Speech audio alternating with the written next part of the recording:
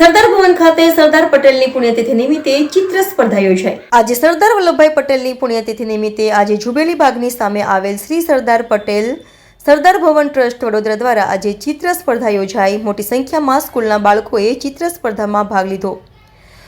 બાળકોએ સરદાર વલ્લભભાઈ પટેલનું ચિત્ર દોરવામાં આવેલું દરેક સ્કૂલમાંથી બાળકો આવ્યા હતા, જ્યારે પ્રમુખ अनुज पटेल, ट्रस्टी यूनुस खान पठान, ट्रस्टी विपिनभाई पटेल तमाम लोकोना हस्ते सरदार वल्लभभाई पटेलनी प्रतिमाने फुलार कर्या।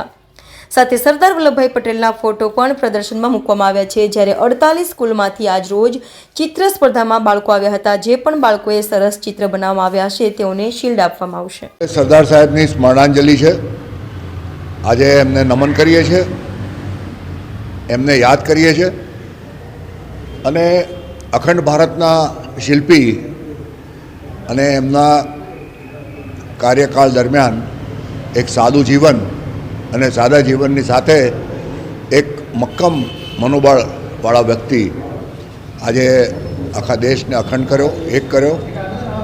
અને એ નિમિત્તે આજે સરદાર ભવન ટ્રસ્ટ દ્વારા સ્કૂલના વિદ્યાર્થીઓ માટેની એક ચિત્ર હરીફાઈ, ગઈકાલે એક કવિ મિલન હતું।